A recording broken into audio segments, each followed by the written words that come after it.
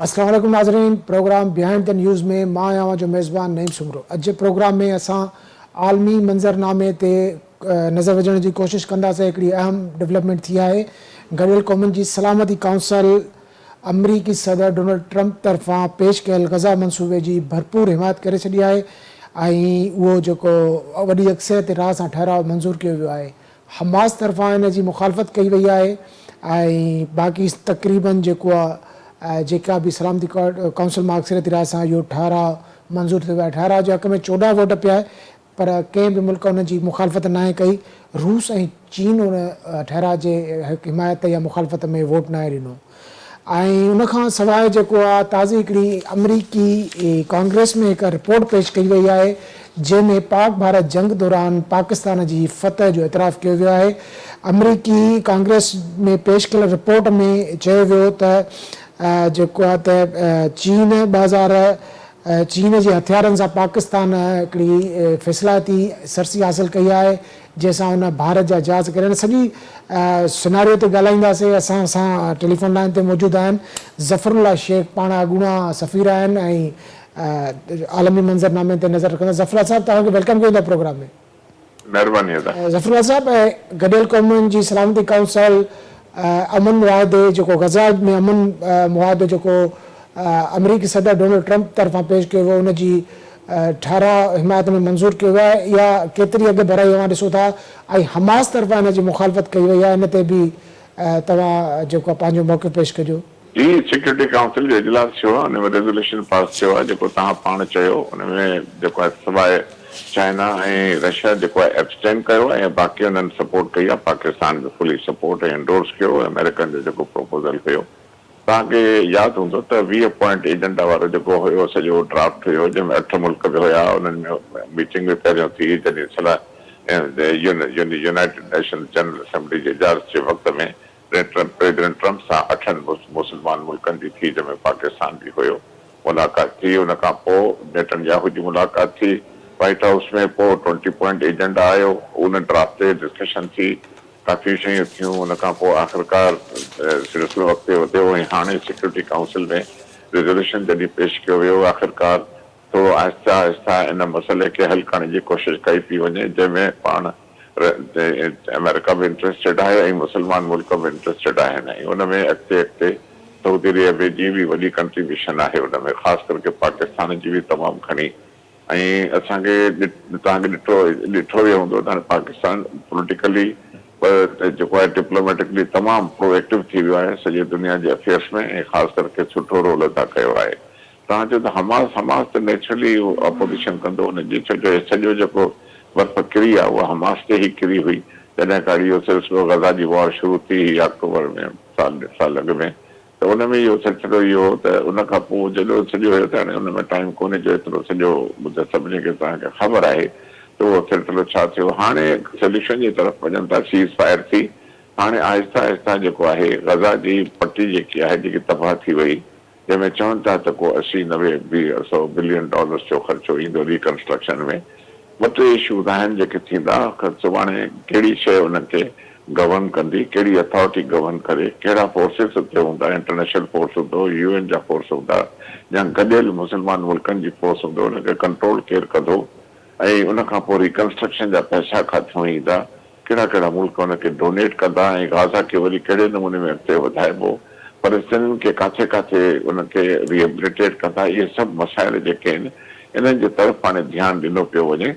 ऐं अहिड़ी तरह हाणे जेको जेको थियो आहे पास थियो आहे रेज़ोल्यूशन, इहा हिकिड़ी सुठो क़दम आहे ऐं अॻिते हली हुन में पाकिस्तान जी तमामु वॾी पार्टिसिपेशन आहे। अच्छा शेख साहिबु, हे त हिकिड़ो वॾी डेवलपमेंट आहे, पर असां मुख़्तलिफ़ वक़्तनि ते ॾिसंदा पिया अचूं, इंटरनेशनल मीडिया में ख़बरूं रिपोर्ट थींदी थियूं अचनि त जॾहिं जंगबंदी मुआहदो थी वियो उन खां पोइ केतिरा ई भेरा इसराइल तरफ़ां हुनजी ब्रीच बि कई वई आहे ऐं हमास जा बि इहे रिज़र्वेशन्स आहिनि त हिन जो जेको बि मुआहदो थियो आहे हुन ते इसराइल जेको आहे केतिरो अमल कंदो, छो त मुख़्तलिफ़ वक़्तनि ते उहो हुनखे हुनजी भंजकड़ी कंदो रहियो आहे।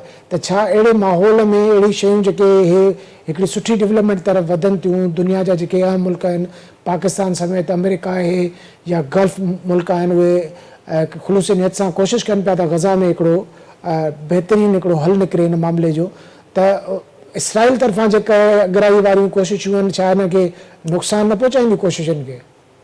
ॾिसो तव्हांखे पाण ख़बर आहे ऐं असां सभिनी खे ख़बर आहे त हीअ जंग जेकी आहे मेनली नेतन्याहू बि ईअं चयो, अमेरिकन्स बि ईअं चयो त जेके यरगमाली हुया, जेके हमास वारनि पकड़िया हुया, उहे 100 जे क़रीब शुरू में, पोइ वरी 80 जो अंग आयो, पोइ 70 जो घटिजंदे त इहे जॾहिं ॻाल्हि ॿोल थी त हुननि क्लियरली चयो त जेसि ताईं इहे तव्हां सॼा रिलीज़ न कंदो असां जंग जारी रखंदासीं।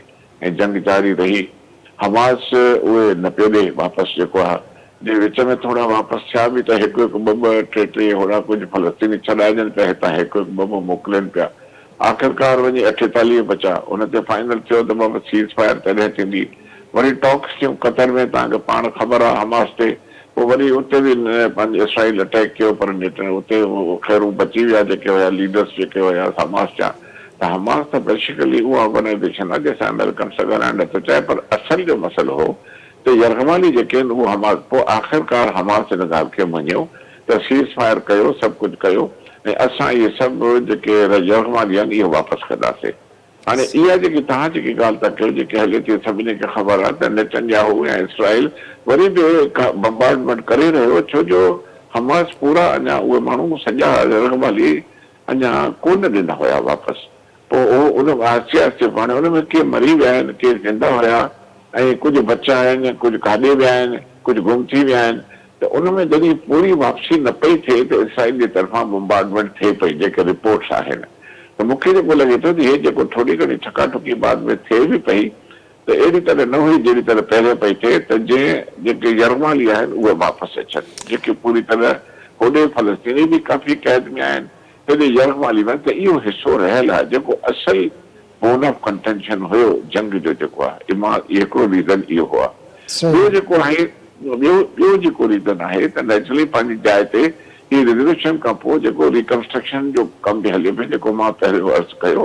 आख़िरकार हाणे तव्हांखे पाण ख़बर आहे त सऊदी प्रिंस जेको क्राउन प्रिंस आहे उनजी विज़िट बि अमेरिका जी थिए पई, उन में बि इहा ॻाल्हि ॿोल शुरू थी आहे। उन क्लियरली चयो आहे त 2 स्टेट सोल्यूशन थियणु खपे, छो जो अमेरिकन्स जो ज़ोर आहे त अब्राहम अकॉर्ड्स ते तव्हां साइन कयो। सऊदीअ अञा साइन न कयो आहे, कुझु मुल्कनि काफ़ी कयो आहे, पर सऊदीअ साइन न कयो आहे। अच्छा शेख साहब, उन ॻाल्हि खे मां अॻिते वधायां, जे तव्हां हवालो ॾिनो अमेरिकी सदर डोनाल्ड ट्रंप ऐं जेको क्राउन प्रिंस आहे मोहम्मद बिन सलमान, हुन मुलाक़ात कई आहे कल्ह।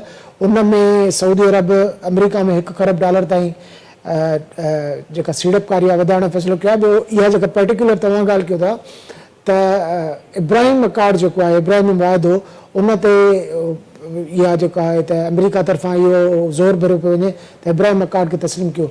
ऐं सऊदी अरब हुजे या पाकिस्तान हुजे, उहो क्लियर असांजी जेका पोज़ीशन आहे पाकिस्तान जी बि, त इब्राहिम अकार्ड तहत न पर ॿिरियासती हलत तरफ़ जेको आहे त वधिणो पवंदो। ऐं कल्ह मोहम्मद बिन सलमान बि इहा ई ॻाल्हि कई आहे त असां इब्राहिम अकार्ड खे बि उन सूरत में मञूं था जॾहिं तव्हां ॿिरियासती हलत तरफ़ ईंदो।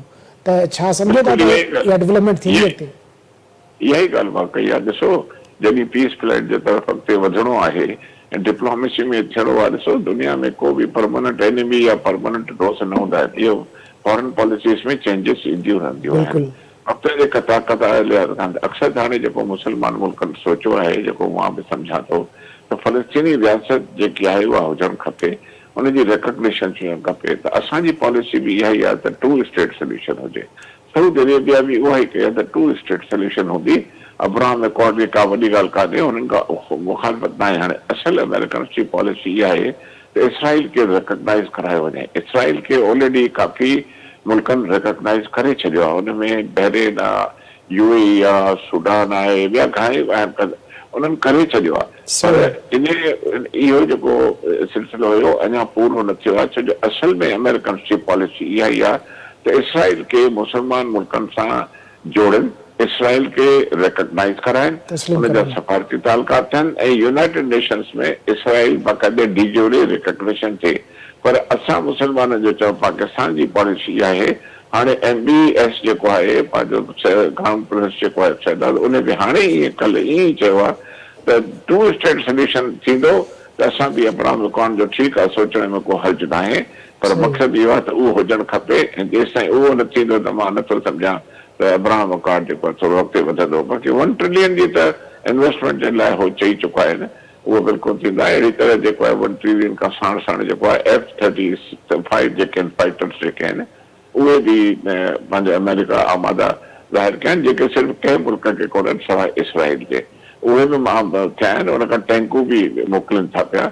हाणे उहे इहे सभु ॻाल्हियूं थियूं आहिनि जेके मां सम्झां थो सुठो दौरो आहे इहो, छो हिन ख़िते में जेकॾहिं पीस चाहिनि था त इहो हाणे हमास जी जेल भॼी पई आहे, हमास खे चाहिनि बि नथा ऐं अमेरिकन्स बि नथा चाहिनि, ॿिया बि नथा चाहिनि, ऐं ईरान बि इन लेवल सां काफ़ी कमज़ोर थी चुको आहे। उन्हनि सां बि उहो मुंहिंजो ख़्यालु आहे जेको ट्रम्प ॿुधायो त उन ते बि ॻाल्हि ॿोल थी रही आहे हुनजी। त ओवरऑल जेकी सॼी डिप्लोमेसी हली रही आहे उनमें मां सम्झां थो सुठी मूव्स आहिनि जेके असांजूं जेके तालुकात या मीटिंग्स जेके थियनि थी पयूं पाकिस्तान सऊदी अरेबिया जूं, वरी हाणे ॾिसो न कि नॉन नेटो अलाए बि करे छॾियो आहे ऐलान अमेरिका कयो हुनखे। बिल्कुलु। अच्छा, इहा जीअं तव्हां ॻाल्हि कई जेको ईरान जे हवाले सां जेका ॻाल्हि कई त मोहम्मद बिन सलमान इहा ॻाल्हि बि कोट कई आहे त ईरान बि एटमी मुआदो करणु चाहे थो ऐं असां बि हुन में पंहिंजो बहितरीनु किरदारु अदा कंदा। तव्हांखे सम्झ में अचे थो त को वेझे माज़ी में या वेझे मुस्तक़बिल में अहिड़ो को मुआदो ईरान सां बि जेको आहे त सेट थी सघे थो? न वेझड़ो कोन थींदो। इहो ॾिसो फ़िलहालु जेको आहे अमेरिकन ऐं सऊदी जे विच में बि सिविलियर न्यूक्लियर जो बि मुआदो थियो आहे, सही सही F-35 जो बि मुआदो थियो आहे, 1 ट्रिलियन जो जेको आहे उहो बि थियो आहे। इन प्रिंसिपल ॻाल्हि जेकी प्रेस कॉन्फ्रेंस ॿिन्ही कई आहे लीडर्स जेको आहे जंहिंमें ट्रम्प ऐं सऊदी शहज़ादो हुयो, उन्हनि बि इहा ई ॻाल्हि कई आहे त हेॾे 2 स्टेट थींदी त अॻिते ॻाल्हि वधंदी, माना त ॻाल्हि वधंदी ऐं वधजंदी। ईरान जो जहां तक रोल आहे उहो विच ते आहे, अञा का ॻाल्हि कान्हे। हुन अमेरिकन चयो आहे त असां बि ईरान सां ॻाल्हायूं था। जहां तक सऊदी ऐं ईरान जो तालुक आहे उहो एॾो जल्दी शयूं न थींदियूं इहे, छो ईरान जूं डिफरेंट स्टेट्स अचनि थियूं वक़्तनि ब वक़्तनि।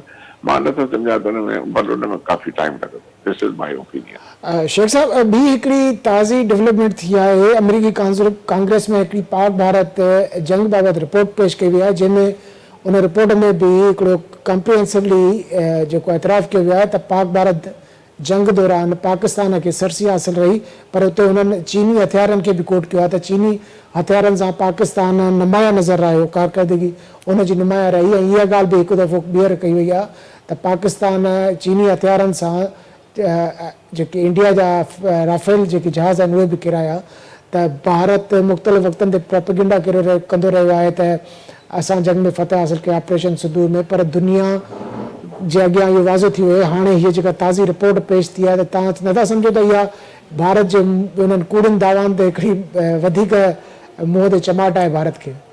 उहो त आहे, चमाट त आहे, चमाट लॻी बि चुकी आहे हुनखे। भारत आइसोलेट थी वियो आहे ॾाढो, पॉलिटिकली आइसोलेट थी वियो आहे, डिप्लोमेटिकली आइसोलेट थी वियो आहे। नेबरिंग कंट्री हुनजो ख़तमु थी वियो आहे। बांग्लादेश सां जेके हालत थी उन सां ॾिसो, ॿियनि मुल्कनि सां ॾिसो, पाकिस्तान सां ॾिसो, जिते किथे हुन चमाटूं त खाधियूं आहिनि। हाणे हो जेको आहे किथे बि मोदी कंहिं मुंहं सां काॾे वञे बि कोन थो, मुश्किल सां थो वञे। त जेकी तव्हां ॻाल्हि कई असल में ॻाल्हि इहा ई आहे सॼी, त मक़सदु सॼो आहे त हीअ रिपब्लिकन्स जी जेकी रिपोर्ट आई आहे, ॾिसो अमेरिकन्स जी पॉलिसी हाणे आई आहे त पाकिस्तान सां वेझड़ा थी आहे काफ़ी। असां अमेरिकन सां काफ़ी मुआदा बि कया हुआ, सीएटो 1954 में कयोसीं। असां 55 में सेंटो में आयासीं। अमेरिका सां तालुकात असांजा सुठा रहिया आहिनि ऐं को हर्ज न आहे। हाणे माशाल्लाह सुठा वेझड़ा सुठा तालुकात थी रहिया आहिनि। त हाणे छा आहे त रिपब्लिकन जी हुकूमत बि आहे। ऐं ॿियो अमेरिकन प्रेसिडेंट जेको आहे कई दफ़ा इन राफेल जे जेके 7 तयारनि जी जेकी ॻाल्हि कई आहे, तीअं हिकु दफ़ो न रोज़ाना कंदो आहे, चए थो तमामु घणो चयो आहे, बार बार चयो आहे। ऐं पंहिंजो इहा ट्रम्प चयो आहे बाक़ाइदे त मां इहा जंग बंदि कराई। ठीकु आहे, नहीं बंदि कराई या कीअं बंदि कराई। अच्छा शेख साहब, कल्ह डोनाल्ड ट्रम्प हिकिड़ी ॿी बि ॻाल्हि कई आहे त भारत हिकु दफ़ो ॿीहर जंग करणु पियो चाहे, असां हुननि खे रोकियो आहे। पाकिस्तान तरफ़ां बि मुख़्तलिफ़ वक़्तनि ते चयो वियो आहे। मां इन ई ॻाल्हि पियो अचां, असांखे एप्रीहेंशन त इहो हमेशह हुई त इंडिया तयारी करे थो पियो, पर हाणे जॾहिं हे पंहिंजो अमेरिकन चयो आहे त नेचुरली छो इंडिया काफ़ी बदनाम बि थी चुको हुयो, मार बि खाधी हुई, त नेचुरली कुझु हिकिड़ो एलिमेंट हुयो जंहिंमें असांखे बि भउ हुयो। पर नेचुरली इन में कोई शक न आहे त जेको आहे प्रेसिडेंट ट्रम्प हिकिड़ी सुठी मदद कई आहे पीस में अॻिते अचण जे लाइ। हुनजा एफर्ट्स तमामु जेके आहिनि सलाम जोगा आहिनि। ऐं माशाल्लाह जेको आहे इंडिया खे बाक़ाइदा चयो त जंग न थियणु खपे, ऐं सुठी ॻाल्हि आहे जंग न थी।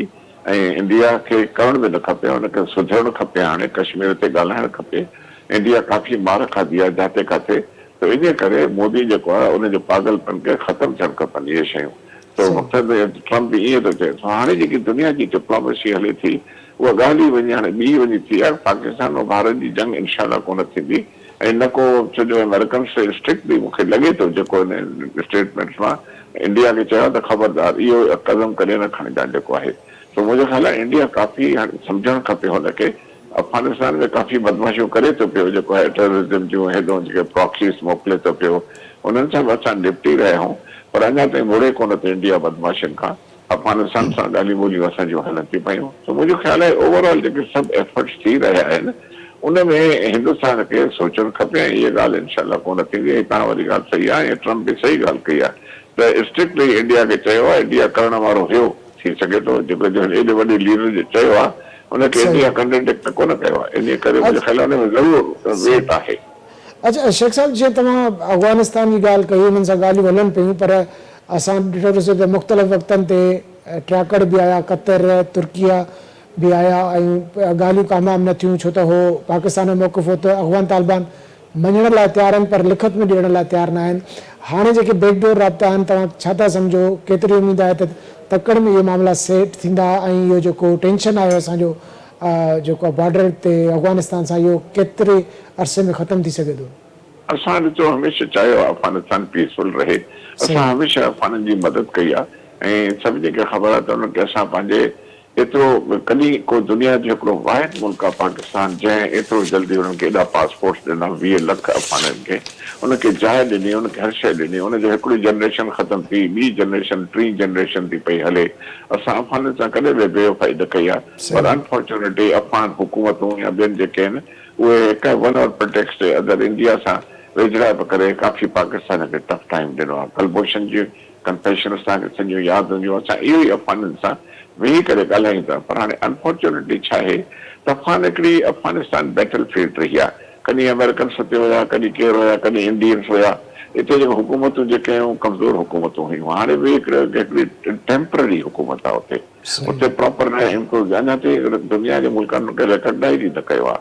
हाणे ॻाल्हि इहा ई असां अफ़गानिस्तान सां वेही करे उनखे चऊं था तव्हां हर छो था कयो, ट्रेड आहे, हेॾो सभु कुझु आहे, तव्हां वेही करे जेको, पर हाणे अनफॉर्चुनेटली जेको मूंखे लॻे थो त अफ़गानिस्तान में जेके आहिनि वॉर लॉर्ड्स ऐं ग्रुप्स तमामु घणा आहिनि, ताजिक्स आहिनि, हज़ारबीस आहिनि, हुते पश्तून्स आहिनि, हिकु तमामु घणा आहिनि ऐं उनजे हल्कनि जो वरी पंहिंजा पंहिंजा हल्का आहिनि। नॉर्दर्न अलायंस आहे, तव्हांखे पाण इलाही शयूं आहिनि, ट्रेक में कोन्हे वेंदासीं, टाइम कोन्हे तव्हां वटि थोरो।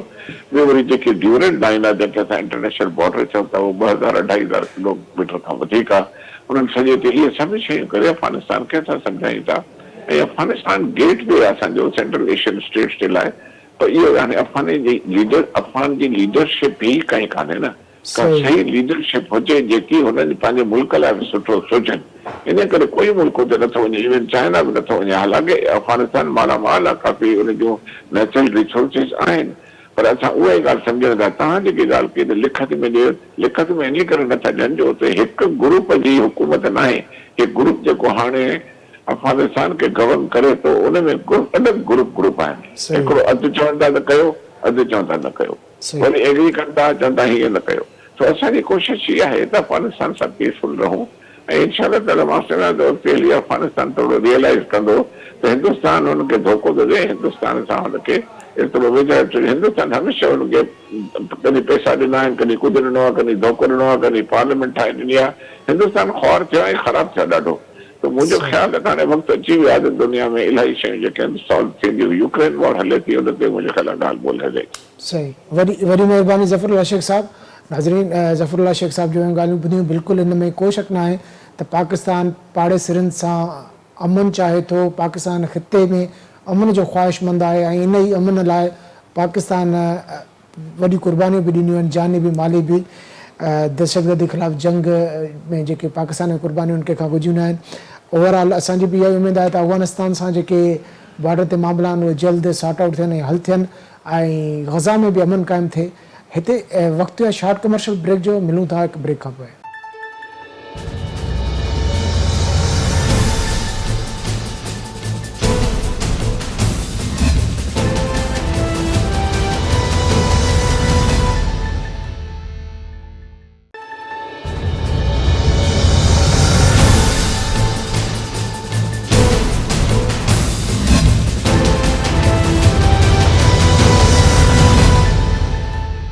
वेलकम बैक नाज़रीन। प्रोग्राम में ज़िक्र पे हलियो आलमी मंज़रनामे ते थींदड़ तब्दीलियुनि जो। सलामती काउंसिल मां गज़ा अमन मुआहदे बाबति ट्रंप जे जेको मनसूबो आहे उन ते ठहराव मंज़ूर कयो आहे। उन जी हिमायत में 14 मुल्कनि उन जी हिमायत में वोट ॾिनो, हिक बि मुखालफ़त न कई, जॾहिं त चीन ऐं रूस वोट न ॾिनो। उन खां सवाइ सऊदी वली अहद मोहम्मद बिन सलमान ऐं अमरीकी सदर डोनाल्ड ट्रंप विच में मुलाक़ात बि थी आहे ऐं उन में सऊदी अरब तरफ़ां अमरीका में $1 खरब ताईं सीड़पकारी वधाइण जो ऐलान कयो वियो आहे। इन खां सवाइ ॿी हिकिड़ी डेवलपमेंट थी आहे जंहिंमें अमरीकी कांग्रेस में हिकिड़ी पाक भारत जंग बाबति रिपोर्ट पेश कई वई आहे, जंहिंमें पाकिस्तान जी फतह जो एतिराफ़ कयो वियो आहे। इन सॼी सूरत हाल ते हाणे असांखे ॻाल्हाइण लाइ टेलीफोन लाइन ते जॉइन कयो आहे फ़ारूक पिताफ़ी साहिबु आहिनि। पाण सरकारी टीवी ते इंटरनेशनल अफेयर्स ते प्रोग्राम कंदा आहिनि ऐं जेके आलमी इशूज़ आहिनि उन्हनि ते गिरिप आहे। पिताफ़ी साहब जी, पिताफ़ी साहब आपको वेलकम करते हैं प्रोग्राम में। जी बहुत बहुत शुक्रिया जनाब। पिताफ़ी साहब कैसी डेवलपमेंट देख रहे हैं? सलामती काउंसिल में ट्रंप के अमन मंसूबे की हिमायत में करारदाद पास हो गई है। इसके अलावा मोहम्मद बिन सलमान से अमरीकी सदर की मुलाकात हुई है। वहाँ पे मोहम्मद बिन सलमान जो है उन्होंने वाज़े अल्फाज में बोला है कि हम इब्राहिमी अकॉर्ड की तब हिमायत करेंगे जब आप फ़लस्तीन के दो रियासती हल की बात करेंगे। तो आपको गज़ा में, फ़लस्तीन में या मिडिल ईस्ट में अमन होता नज़र आ रहा है और ये डेवलपमेंट आप कैसे देख रहे हैं इस डेवलपमेंट को? जी बहुत बहुत शुक्रिया। मेरे ख्याल में एक बात जो बहुत इम्पोर्टेंट है समझना वो ये है कि 2 साल तक फलस्तीन के अंदर ये जेनोसाइड चलती रही और उसका कोई परिबारिश नहीं था, कोई रोक नहीं पाया।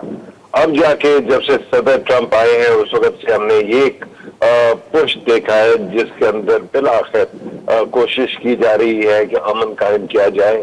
तो आई थिंक कि ये बहुत बड़ी डेवलपमेंट समझी जानी चाहिए ये जो यूएनएससी में हुआ।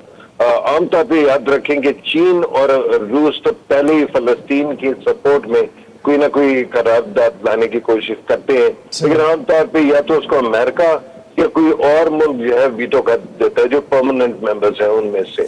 लेकिन इस दफा क्योंकि अमेरिका ही खुद ये प्रपोजल लेके आया है तो इस वजह से इसको बहुत बड़ी अचीवमेंट इसलिए समझा जाए कि चीन और रूस ने बेशक एब्सटेन किया हो लेकिन उन्होंने वीटो नहीं किया। तो इसका मतलब ये है कि ये प्लान अब एक तरह से फुलफिल होने की तरफ जा रहा है। अखबार में अब आगे हमने देखना है कि इसकी इम्प्लीमेंटेशन कैसे होगी और क्या कितने जल्दी हो सकेगी। इजराइल ने बड़ी कोशिश की है कि इसको रोका जाए या किसी तरह से ट्रस्ट में डाले जाए, लेकिन अब मुझे लगता है कि वो जो क़याम अमन के लिए एक फार्मूला तय हुआ था और उसके अंदर 2 मुल्कों का मेंशन बहुत जरूरी है। अमेरिका ने तो अभी और अरब कंट्रीज ने किया, लेकिन फ्रांस और सऊदी अरेबिया ने जो अलहदा से एक पुश किया था जिसमें फलस्तीनी रियासत को रिकग्नाइज करने की बात थी और जिसके अंदर अक़वाम मुत्तहिदा के 3/4 मेंबरान ने फलस्तीन को एक रियासत के तौर पर तस्लीम कर लिया है, वो बहुत बड़ी डेवलपमेंट थी। अब उसके जरिए से आगे एक रोड मैप भी बन गया है और वो भी इस प्लान का हिस्सा है जिसके अंदर ये है कि अगर हालात बेहतर हो गए और एक दफा गवर्नेंस के रिफॉर्म्स हो गए गजा में और वेस्ट बैंक तो फिर फलस्तीन की रियासत का क्या भी मुमकिन होगा। आपने जैसे कहा सऊदी क्राउन प्रिंस ने सऊदी वली अहद ने बड़ी उम्दा बात की। उन्होंने कहा कि अब्राहम अकॉर्ड जो है वो उसी सूरत में उसके अंदर कोई पार्टिसिपेशन का सोचा जा सके जब फलस्तीन का क़याम हो जाए। तो मेरे ख्याल में इसमें अब हमें लगता है कि सदर ट्रंप और दीगर ममालिक की वजह से एक रोड मैप है जो बन रहा है जिसमें न सिर्फ फलस्तीन के हालात बेहतर होंगे बल्कि फलस्तीन के रियासत भी कायम हो जाएगी। अच्छा पिताफ़ी साहब, जैसे आप कह रहे हैं कि खुलूस नियत से बड़ी ताकतें अमेरिका हो गई, फ्रांस या चाइना है वो तो चाहते हैं और इस दफ़ा अमेरिका भी चाह रहा है जो कि एक अच्छी डेवलपमेंट है। पर हमने देखा है जैसे ही जंगबंदी हुई है उसके बावजूद इसराइल अपनी हरकतों से बाज नहीं आ रहा। मुख्तलिफ वक्तों पे मुख्तलिफ जगहों पर उन्होंने बमबारी भी की है और मासूम फ़लस्तीनियों को निशाना भी बनाया है। तो क्या उसकी ये जो कोशिशें हैं जो इसकी वो इस तरह के घिनौने जो अमल हैं वो इस सारे अमल को कहीं डैमेज कर सकते हैं? اچھا یہ بڑی عمدہ بات ہے، یہ سوال جو ہے نا یہ بہت امپورٹنٹ ہے، کیونکہ اس کے اندر دو فرق آپ کو سمجھنے پڑیں گے۔ ایک تو یہ بات طے ہے کہ ابھی بھی اسرائیل اسی طرح کی حرکتیں کرنے کی کوشش کر رہا ہے، لیکن اس کوشش میں اور جب وہ بالکل ننگا ناچ چل رہا تھا بربریت کا، اس میں ایک فرق ہے، جو نمبر ہے اور کیجویلٹی اور جو امپیکٹ ہے وہ کم ہو گیا ہے۔ ایک تو یہ کہ لوگوں کو وہاں پہ غزہ میں ابھی ادویات، کھانے، خوراک، شیلٹر اور باقی امینٹیز ملنا شروع ہو گئی ہیں۔ دوسرا یہ ہے کہ ابھی بھی جو اسرائیل کی گیم تھی نا جی، وہ بیسیکلی آپ اس کو بنجامن نیتن یاہو کی گیم سمجھے کہ بنجامن نیتن یاہو کے اوپر ہے 4 کیسز کرپشن کے، جی جی اور اگر یہ جنگ ختم ہو جاتی ہے تو وہ کیسز کھل جاتے ہیں، اور پھر اس نے حکومت میں رہنے کے لیے انتہائی ہارڈ رائٹ ایکسٹریمسٹوں کی ایک حکومت بنائی ہوئی ہے۔ تو وہ لوگ بھی نہیں چاہتے، اور وہ دھمکی بھی دیتے ہیں کہ اگر یہ جنگ ختم ہو گئی تو وہ اس گورنمنٹ کو ہی گرا دیں گے۔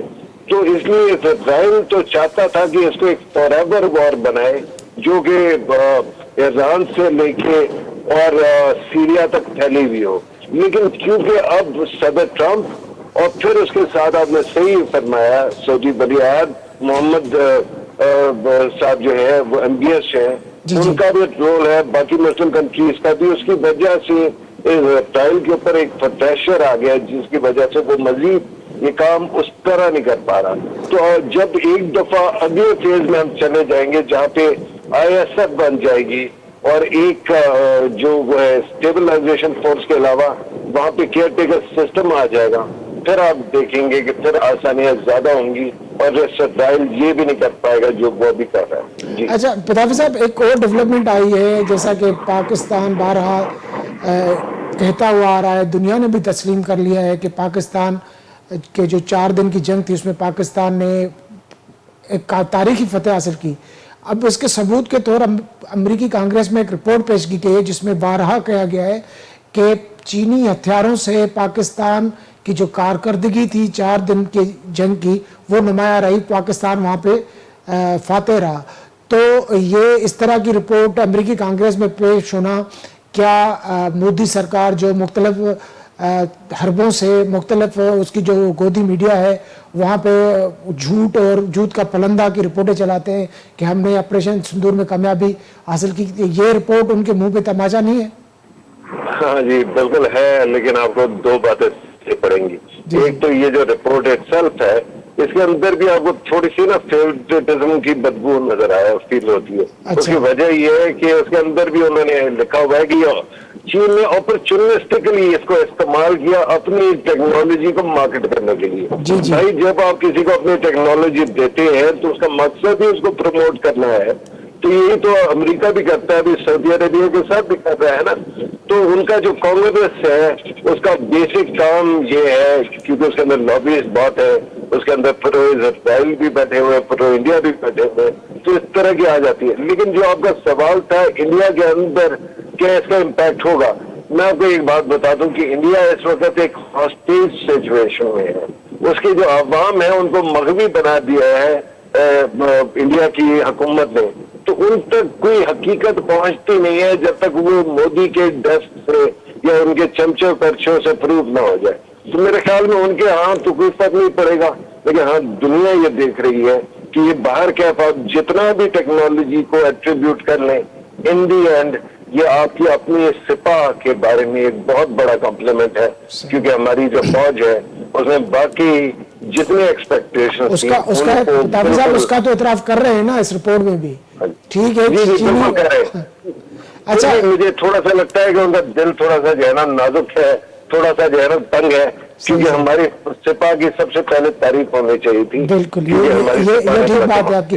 اچھا پتافی صاحب، ایک اور جو مسئلہ چل رہا ہے ہمارا افغانستان کے ساتھ، ہمارے جو دوست ممالک ہیں، ترکیہ ہے، قطر ہے، بارہا کوششیں کر رہے ہیں کہ امن قائم ہو، اور انفارچونیٹلی وہ ٹاکس کسی نتیجہ پہ نہیں پہنچ سکتی۔ پاکستان کا موقف ہے کہ افغان طالبان یہ تسلیم کر رہے ہیں بارہا کہ یہ جو باتیں آپ کر رہے ہیں صحیح ہے، پر ہم لکھ کر نہیں دے سکتے۔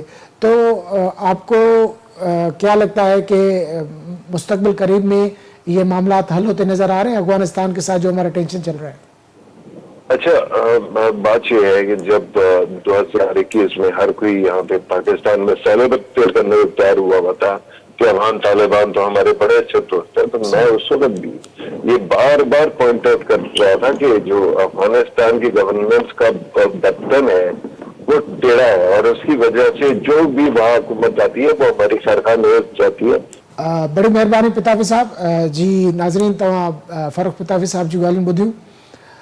बिल्कुलु ॻाल्हि इहा ई आहे, पाकिस्तान हिन ख़िते में उन जो ख़्वाहिशमंद आहे। पाकिस्तान न सिर्फ़ु पाड़ेसी मुल्कनि सां जेको आहे अमन चाहे थो, पर उन खां सवाइ असां ॾिठो आहे त कीअं जेको फ़लस्तीन में जेको जंगबंदी जो मामला हुजनि या अमन मुआदे जूं ॻाल्हियूं हुजनि, उन में बि अॻिरो रहियो।